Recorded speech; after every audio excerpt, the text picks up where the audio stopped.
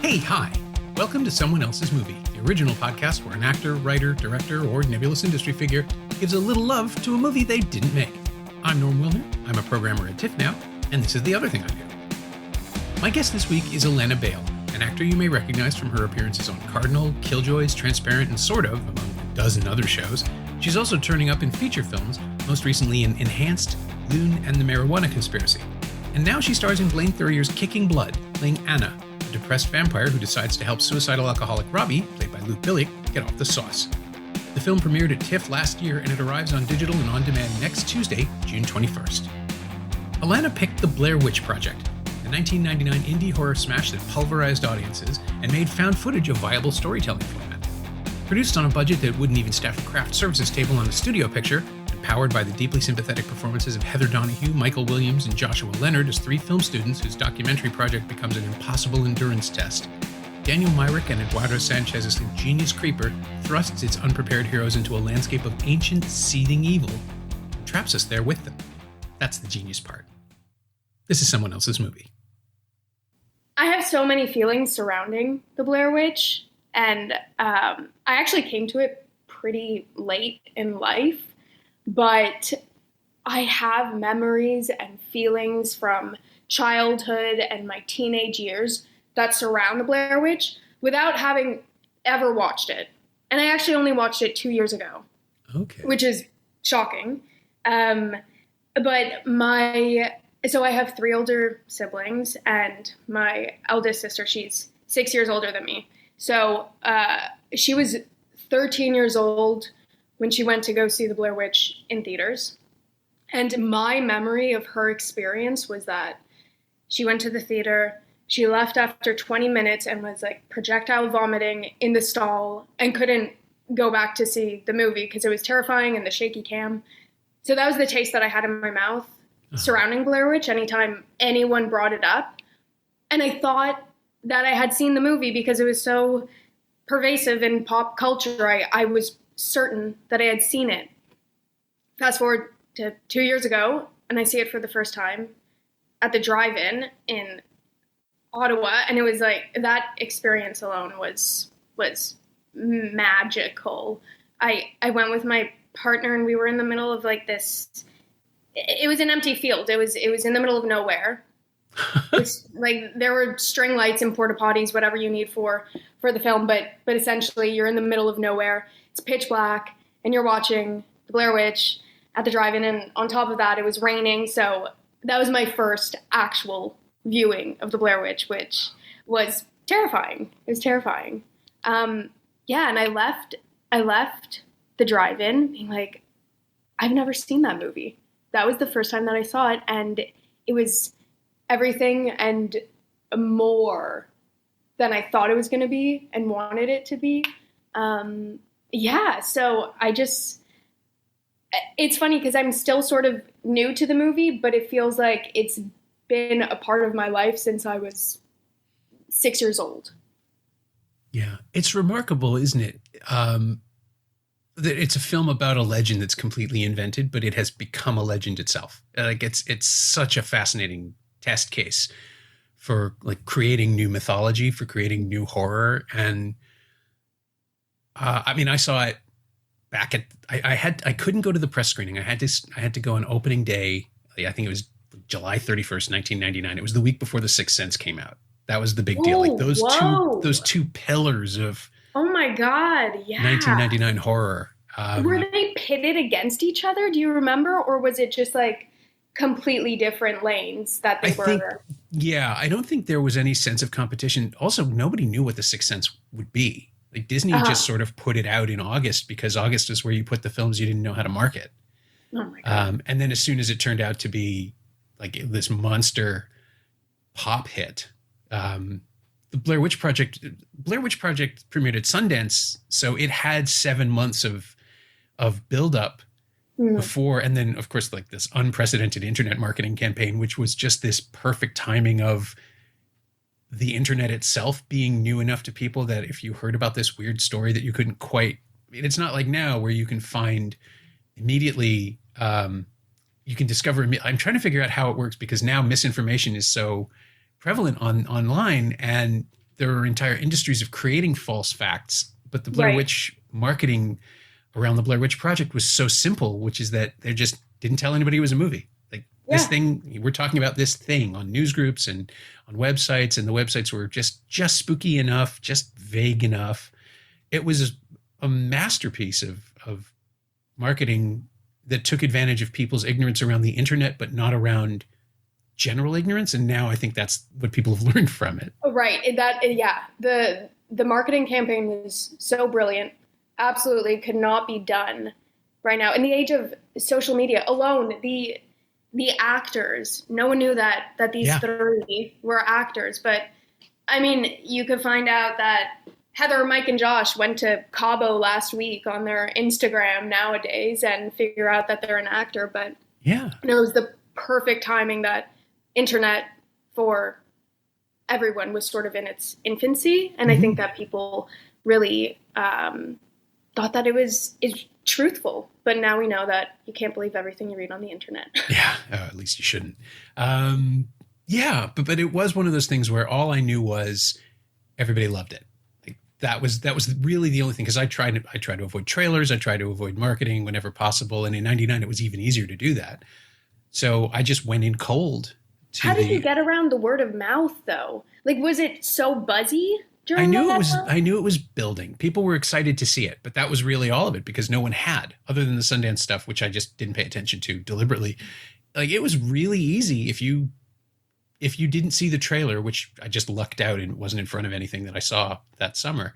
If you didn't see the trailer, you could go in knowing only that it was a movie that did really well at Sundance and scared the hell out of everyone. And you could know almost nothing, which I did. And then, of course, the other brilliant piece of marketing, which was added, as I understand it, it was added after Sundance, is the opening text, which tells you the footage was found and the kids were never seen again, which turns it into a tragedy, right? It's genius for horror, because it tells you whatever's coming is lethal, right? Like this footage is all that's left, which means there's a mystery, which means that we're hurtling towards something. And because found footage was still newish and fresh, it hadn't already fallen into the expectation that we all have now with found footage, where it's like, if this movie isn't good, you're trapped and nothing can happen until it's over, right? Because someone's holding the camera. It's so true. It's so true. Now that's where my brain goes when I'm trying to figure out what's happening in the film, when I'm watching something and experiencing it. Unless, I mean, there are exceptions like Chronicle and Cloverfield, where it's just having a blast with the liberation of found footage, or it's doing something to make us connect to the story. But so many of them are just, we're going to hint at things that the narrator can't discover until the last. Like every Paranormal Activity movie is designed along it's not even a roller coaster, it's all up. Right. And eventually you plummet at the very end. Absolutely. But with Blair Witch, it opens by telling you they're not going to be like, this is going to go badly no matter what. Yeah. And then it opens with Heather just goofing around and doing a Homer Simpson voice. And it makes it real. Like, it makes it feel so, in a weird way, like it is cinema verite. It's just cinema verite of something that doesn't exist. But it's so empathetic and sympathetic that we are with those kids right away. And, you're interested in their interpersonal dynamics. You're interested in the stories that they're telling. The editing is also all, like, it's insidiously clever because it's all organic. You're seeing their rough cut with the last reel stuck on the end as a single continuous take. But the fact that someone has assembled it makes perfect sense, because they're working on it as they go until they go into the woods. And then it's just a straight line of these two cameras. God, yeah. And it's There's no getting off the roller coaster at that point. Yeah. And it's great. Like, it's lightning in a bottle. They got 3 actors who had chemistry, but also could fight with each other. Yeah. Talented. To find actors that can improvise in that way for, I think they shot over the course of 8 days or something. Days.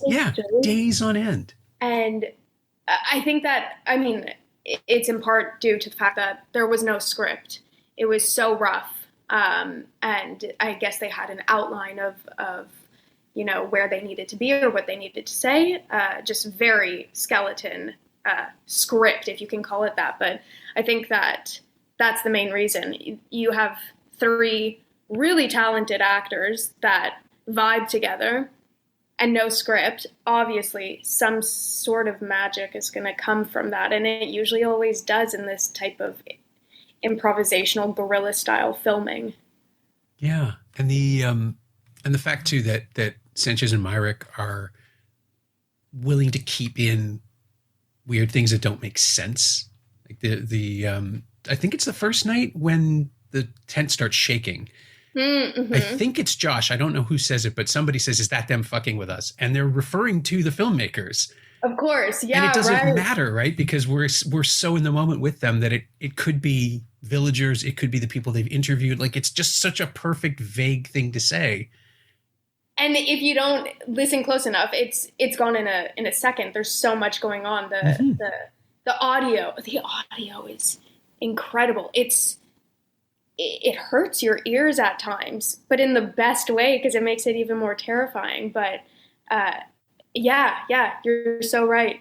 That one moment, I think, in reading up on trivia, they did say that it was the producers. So my mind immediately pictures the PAs on set just like bongo drumming this tent. But in the moment, you think, yeah, it could be the serial killer, it could be the Blair Witch, it could be an animal, it could be anything. And the reactions, whatever it is, work perfectly.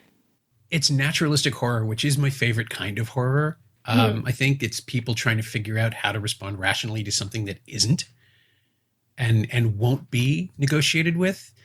And gradually over the days, as you realize, not only are they walking in a circle, but the woods are much, much bigger than they could possibly be.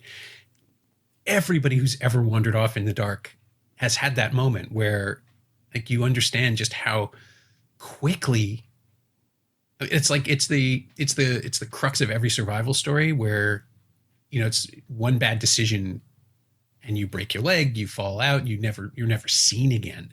And it's just about how there's this underlying tension, this idea that, yeah, we think we're the apex predators, but if you step on a nail, you're going to die of tetanus. If you go out into the woods, something can bite you or eat you or just curse you.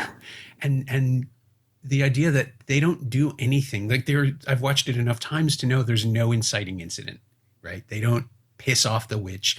They maybe disrespect the idea of curses, but there's nothing they do other than just go the wrong way.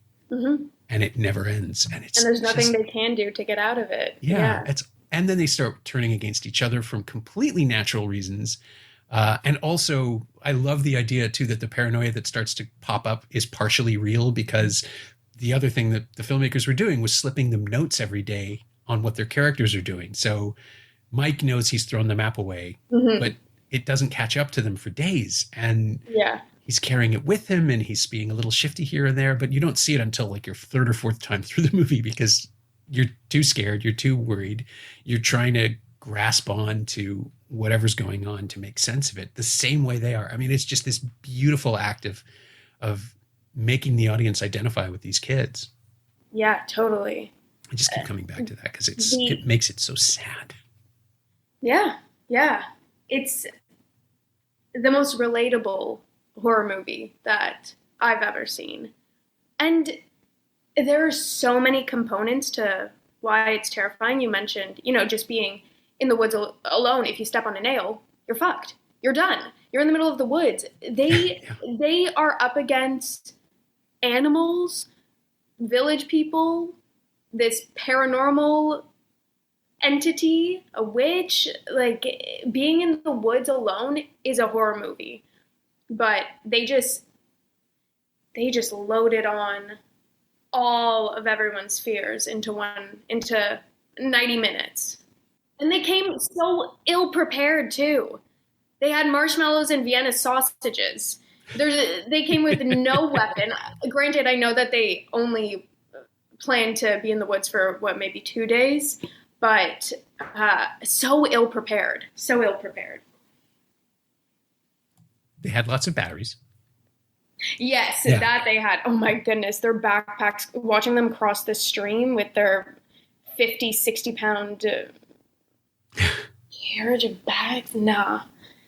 Yeah. No, that's it. My response to all of these horror films is that it's easy for me to disconnect because I'm the guy who just say, well, I'll see you when you get back. I'll never fall off the mountain. I'll never get eaten by the cannibals. None of this will happen. And yet it doesn't matter because their responses are exactly how I would do it. I would be sure I could help, but I would be useless. And I know that about myself.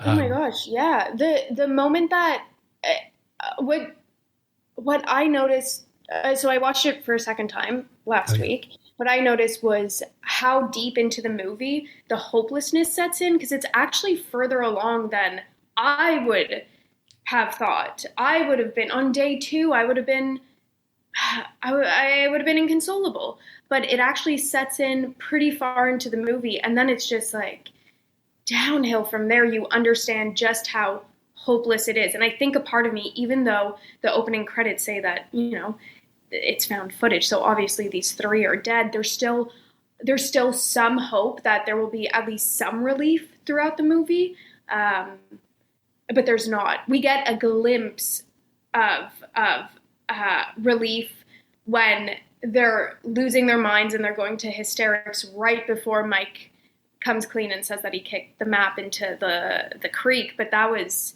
the only relief that you get. And then I think from there on, it's just like, well, it's hopeless. And the fact that we as an audience feel that way and know that they are all doomed, to maintain our attention and I was excited to get to the end to see how they all perish.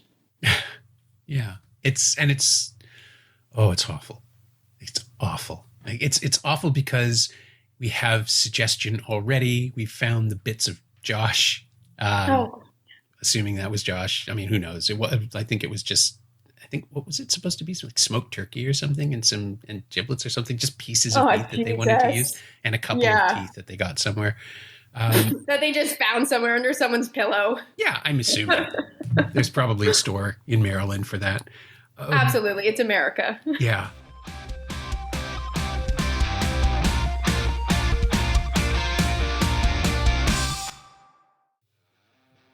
Hey, it's Norm, interrupting my own show to tell you about the new Shiny Things newsletter, my weekly dispatch about physical media, culture, and maybe even the odd streaming thing. This week, we're all about the art house, as Film Movement releases Simon Lang's Vive l'Amour, and I catch up to Criterion's recent Blu-rays of Powell and Pressburger's The Tales of Hoffman, Juzo Itami's The Funeral, and Bertrand Tavernier's Round Midnight. Subscribe for the price of a latte at shiny-things.ghost.io, or find a link at the Simcast Twitter account. It's me, writing about movies again. Come check it out.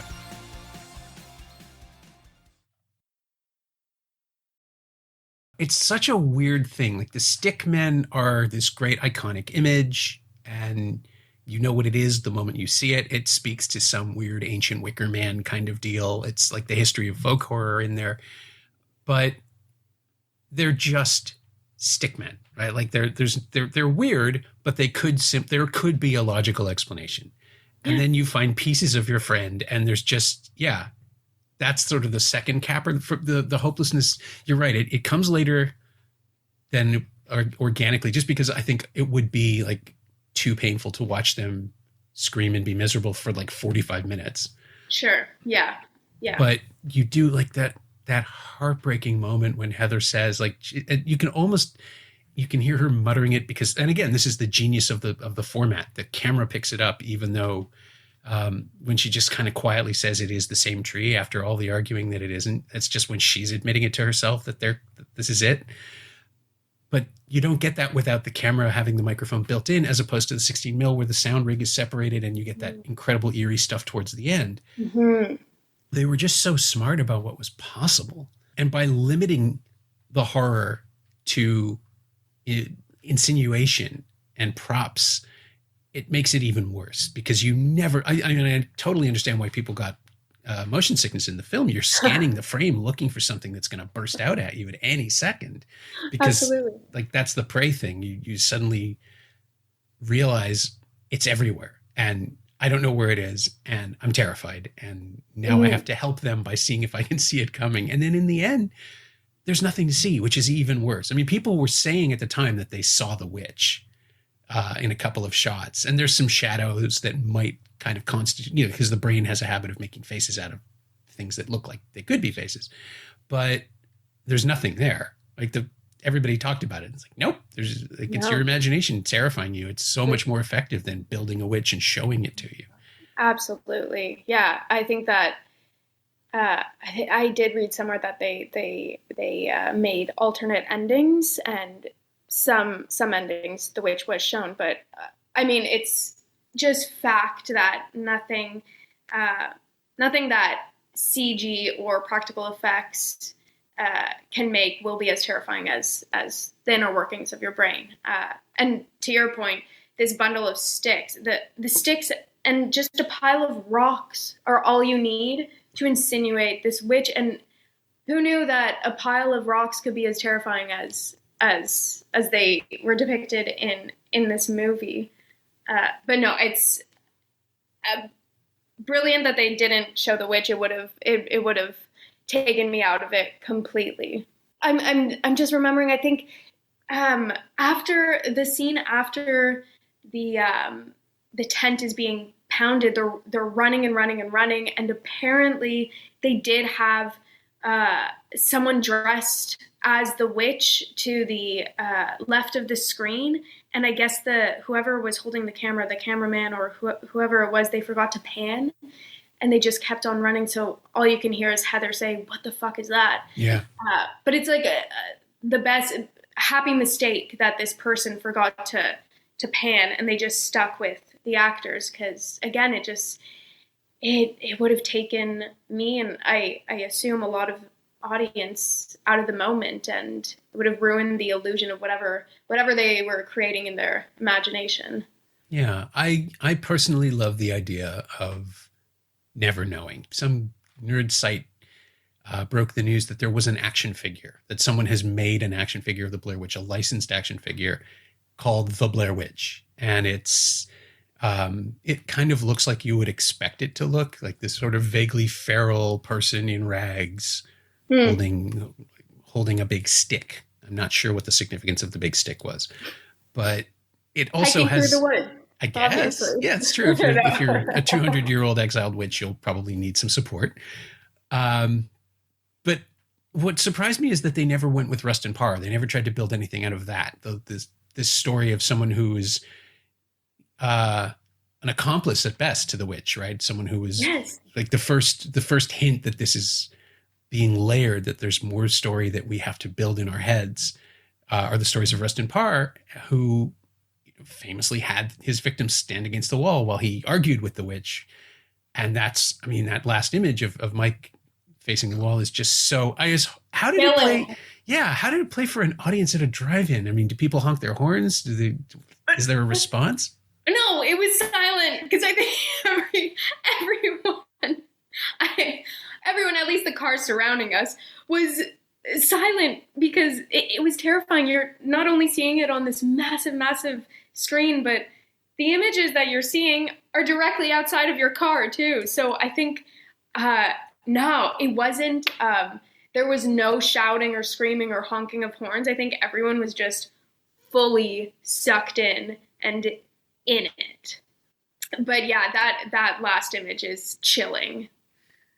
Yep. And perfect, right? I mean, it depends on us to make the connection of something that was mentioned like 70 minutes ago, but it lands so hard. I mean, I remember at the time there was some confusion. There was a lot of arguing on Usenet groups, because I was single and had nothing else to do at 2 a.m. when I got home, and I was reading up on it online in the Usenet groups about how people were just refusing to accept that that's what it meant, that it was a connection, and they didn't know about Rustin Parr, they weren't interested in that story, or that was dumb, or that meant that there was no witch and Rustin Parr was still alive, and messing with people decades later. And I guess that's not an unreasonable explanation for something if you need to, like if you're refusing to believe in the supernatural explanation. But it seems pretty clear to me that this is all part of a cycle. And even though we never see, like, there's no evidence of anything supernatural, it's all over the place. Like the film is suffused with, the story rather is suffused with it.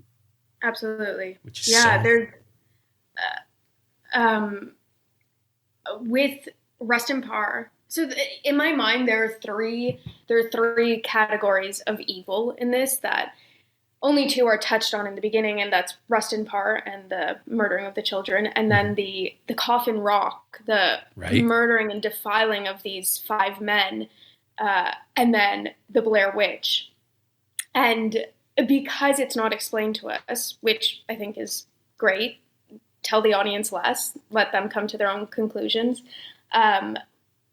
It does frustrate me just the tiniest bit because I want some sort of semblance of bow on the end of the movie, but Sure.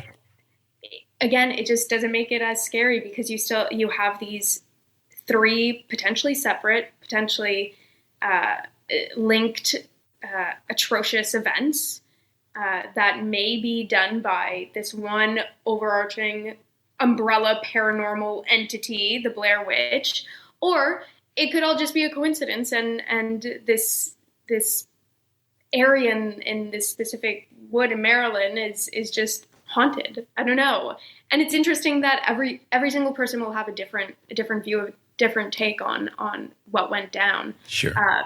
But I'm not surprised to hear that there was a lot of discourse and probably people feeling unsettled by the lack of a resolution on these forums, and probably still today.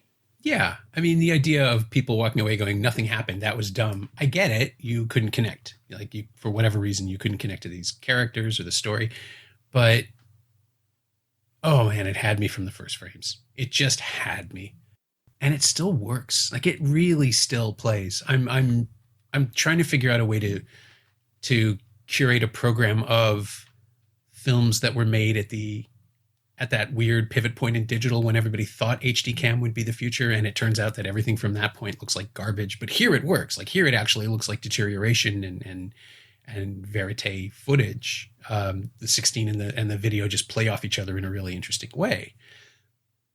But the years that have gone by have only sort of made it stronger, because now it feels even more like an artifact. This is a horrible thing that happened. And the true crime genre that sprung up has strengthened Blair Witch in a different way, because now it feels like a how-to, right? For storytellers that don't have an ending, this is what you would do to structure your true crime story when you don't have when you don't have someone to hold accountable. This is the kind of narrative that works for people. And it's been turning up in other cultural places for 20 odd years now. And I find that really fascinating. And it's never really died. There's no point of a 4K Blu-ray coming out, because I don't think you can add any more definition, which is fine. But Right. I'd love to see someone take a run at it and reconstruct it as a theatrical experience and try to recapture the power of it. The drive-in sounds like a pretty good idea. If you strand people alone with it, they're going to relate to it differently than they would at a Cineplex. Absolutely. Or just watching it on their laptop or in the comfort of their own home. Yeah. No, that's interesting. The format that it has is, because it still follows the typical beginning, middle, climax, and then an end, but it's disturbed. It's a disturbed version. It's a distorted version of it. And trying to think, Unsolved Mysteries is a good example. You have no resolution for that.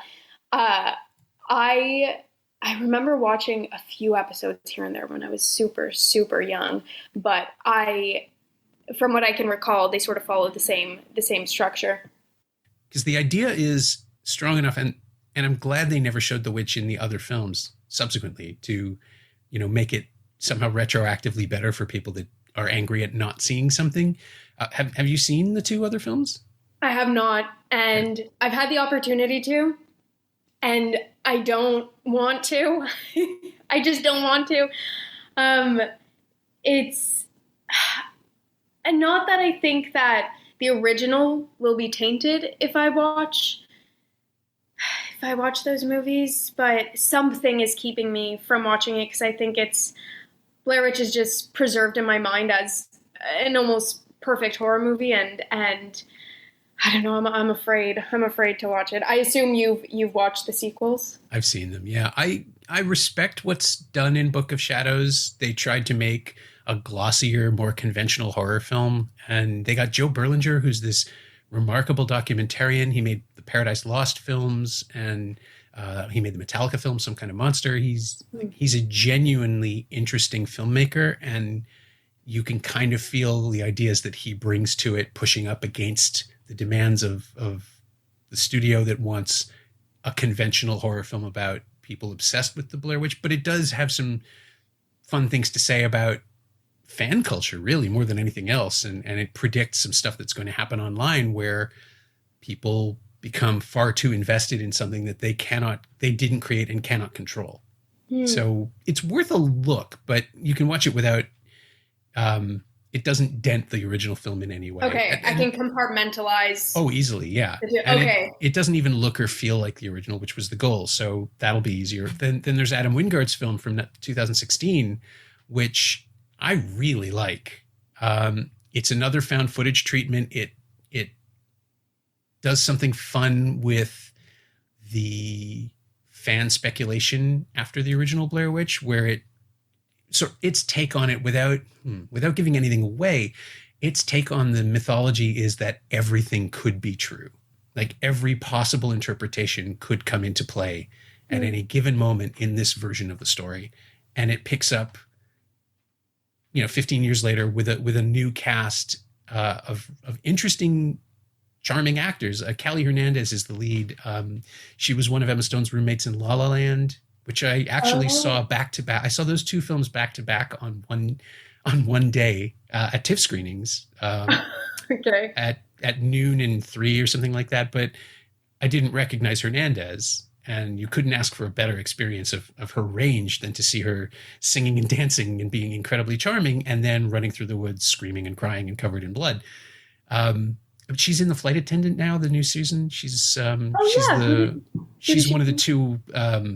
I've only halfway through, so I'm not totally sure what her role will be, but she's the woman who takes hostages with her partner and clones the cell phone at the very beginning. That's Callie Hernandez. And okay. Yeah, she's pretty interesting. And what Wingard and Simon Barrett did in Blair Witch is find a way to acknowledge, like, right off, that there's no way you can make a satisfying sequel, and then just try something.